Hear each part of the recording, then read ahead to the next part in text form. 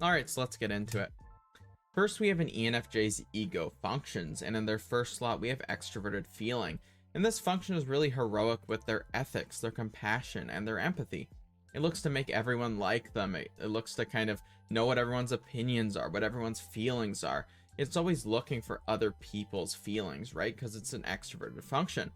And it really cares about people pleasing, conflict avoidance. It's all about these things. And it looks to work with others. It looks to kind of work on a team, make sure that everyone's happy, please everyone. An extroverted feeling kind of combines this compassion and this empathy and this mercy to really be nice to other people. And it really treats people well. It tells people they're awesome. It tells people, you know, you're amazing, you're great at this, you're good at this, you're good, you're great. All these extroverted feeling statements, right? It's about the other people's worth, the other people's goodness, the other people's feelings. And it really looks to make everyone feel good about themselves, for everyone else to have high self-esteem, for everyone else to have, you know, a good feeling about who they are and about whether or not they're a good or a bad person. And it really cares about this. Extroverted feeling looks to be caring towards other people. It looks to give, be generous. It's often very compassionate, and it's also very much selfless. Like, it cares about, you know, making other people feel good, and it cares about making other people's, you know, happiness a priority. And it can be very selfless in this way. Extroverted feeling can also have a lot of guilt. It can also feel really guilty if they feel like they were unfair, or they hurt someone, or they did anything selfish. They can have a lot of guilt with that as well. But overall, they're pretty optimistic. They assume they can make people happy, they can make people good. They like to give stuff, give compliments, be very generous, and they can be really caring with this function. ENFJ's second function is their introverted intuition. And this means they're really responsible with their internal decision making, their internal intuition, right? So they're really skeptical about their future, what decision they can make. They see good futures, negative futures, and they're really responsible with what choices they're going to make and what direction they're going to go in. They don't want to make a choice kind of haphazardly. They don't want to make a choice irresponsibly. They're always going to try to make the best decision for themselves and others. And they look to their future with this kind of a disposition. They can see, like I said before, they can see negative potentials that could happen. They can see positive potentials, and they kind of navigate the world with this awareness. And they try to make sure they're being fair with their extroverted feeling. Like I said before, whenever they make a choice, they're trying to include other people, make sure other people are happy with the choice, get other people's opinions on the choice, get other people's feedback, and really get that external approval of their decision making so that they can feel like they're a good person. Because if other people don't feel good about them, then they can feel really bad about themselves. And then they have extroverted sensing in that child slot. This means ENFJs are really pure with the experiences they give other people. They're really pure with their performance. They're pure with their ability to make other people comfortable, to, you know, give other people sensory experiences. This is their child function.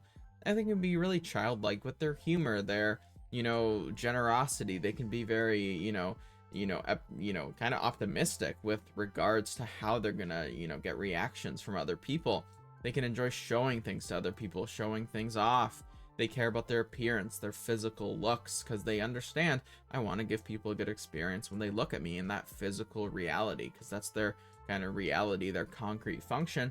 And they're aware that other people experience them, so they want to look good. They want to make sure that their appearance isn't bad, that they don't look strange. And they want to make sure that they're making other people comfortable. They make other people feel safe. They really care about providing that kind of extroverted performance for other people, so that other people can rely on them and other people can, you know, be consistent towards them. And they always want to get loyalty from other people because they're producing, they're contributing, and they want to contribute and produce to someone who's going to receive and is going to be a good receiver, someone who can stick around for them, who can, you know, stay in the same spot and be their kind of totem, and they can keep continuing to give them good experiences over and over. So that's really important to an ENFJ. They really want other people to stick around for them. And they're really pure with their abilities. They're pure with their talents. They want to work hard. They don't want to fail. They want to succeed. And they really try when they're doing this. And then we have an ENFJ's fourth function, and this is introverted thinking. This means ENFJs are really trying to be intelligent. They're really aspirational with their intellectual abilities. They can also be very insecure about it. So an ENFJ may feel like they're not smart enough. They may feel like they're not going to be able to figure things out, or that they're not going to be logical enough, or that they're too emotional, or that they're not respectable, or they're not, like I said, they're not intelligent, that they don't know what is true.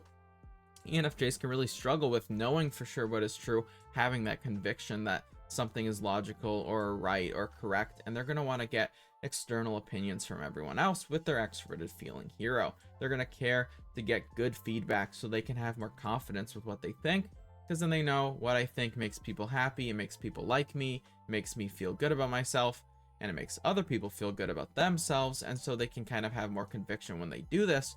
But it can be hard for an ENFJ to have internal conviction on their own, and if they spend time alone and they're just thinking, they can be kind of anxious about it because they're not able to get that external approval or feedback from other people, and they can really struggle when they can't rely on that. However, ENFJs may feel like they're stupid, they may feel like they're not smart, and this can really inhibit them if they don't take chances, if they don't take risks, if they don't aspire with their intelligence, because then it can kind of become a self-fulfilling prophecy, where because they're avoiding thinking, they actually become less intelligent. Whereas if they just think, they just spend time learning and researching and gaining intelligence, they can be very, very intelligent, and they can aspire with this function, and it can become kind of a second hero function with their extroverted feeling, and it can be used at its full potential, full capacity. So ENFJs really want to make sure they're not just feeling stupid, but they actually go out of their way to learn, to think, to grow, and kind of challenge intellectual ideas. And when they do this, they can be very, very smart. And then we have an ENFJ's shadow functions. So these are all the functions that oppose the ego functions. They're lower down in the mind. They're a little more pessimistic, a little less used than the other functions. But it is important to keep note that all 8 of the functions are used on a daily basis. This is something not specifically related to ENFJs, but this is something that I think people can misconstrue about the functions. They can think, I use my first, maybe my second, but the rest I never use. That's just not how the functions work. The functions are literally our constant thought processes, our constant perceptions of the world.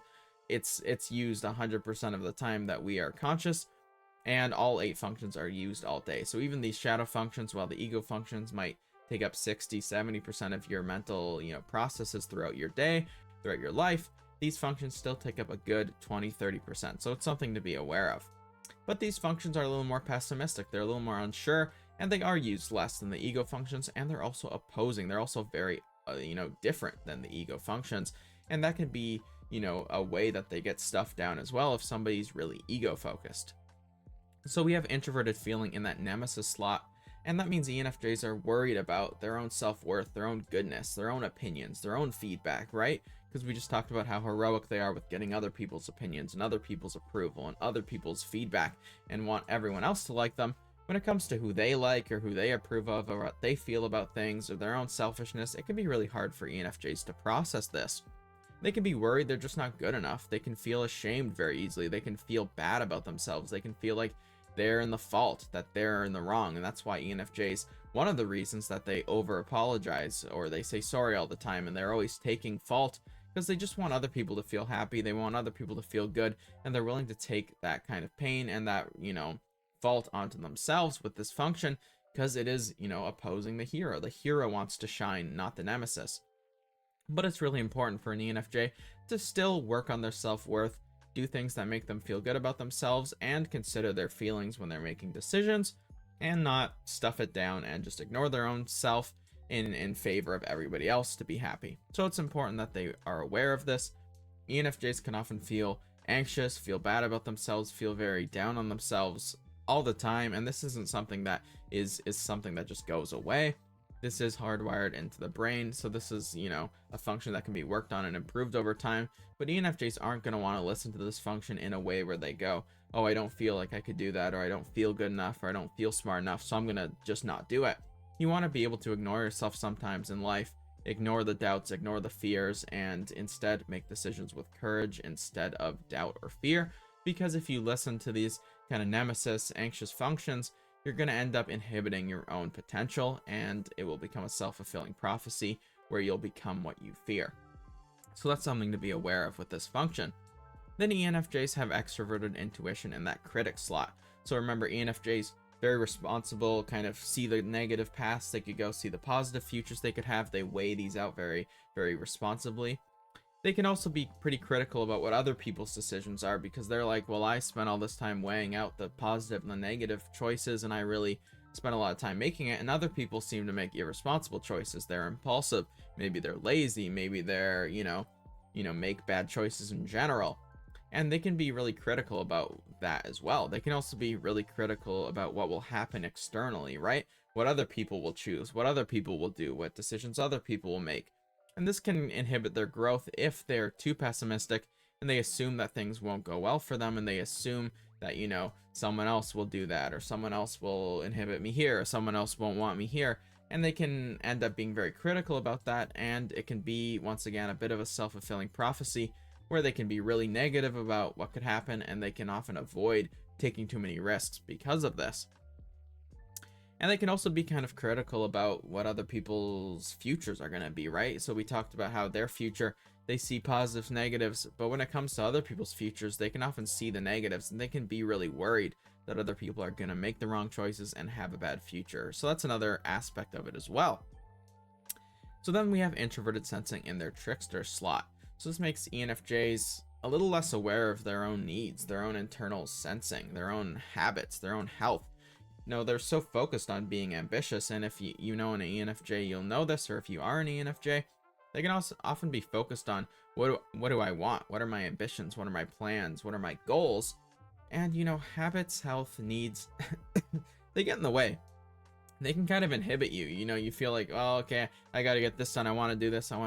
I gotta brush my teeth, or I gotta, do those exercises my doctor gave me, or I gotta take my medication, or I gotta, make sure to eat healthy. These things can fall to the wayside a little bit when an ENFJ is really focused, laser focused with their NI on something that specifically benefits their future and not to do with their body or what they need right now.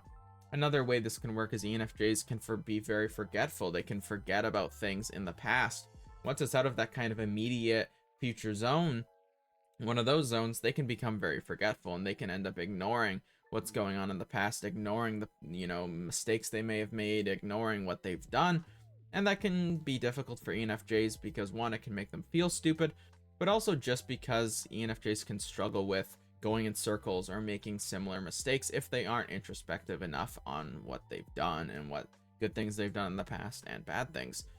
So that can be a struggle to learn from their own mistakes, but ENFJs can make up for that with their extroverted sensing, which can learn from other people's mistakes because it's looking at what other people do. You've done that in the past, you've done this in the past, that was something I don't want, this is something I don't want, and they can really learn from other people's mistakes. And that's why you may find ENFJs who go, I won't do that because, I learned from a family member or a friend not to want to do that. But they can struggle with their own internal world, and ENFJs might also be very self-sacrificing with this function. They may, sacrifice their health, they may sacrifice their body, they may put themselves, oh, I can do that, and then reach for something and hurt themselves, or, oh, I can do that, and just pushing and pushing and pushing until they burn out. So this is something that can happen to ENFJs as well, where they're a little bit too, ignoring of their body. They can ignore their body basically and ignore their pain, ignore the internal sensations, and just push it down really. And this can make it difficult for them to achieve their goals if they end up, taking on diseases, taking on physical ailments, taking on too many responsibilities, maybe too many things they have to do.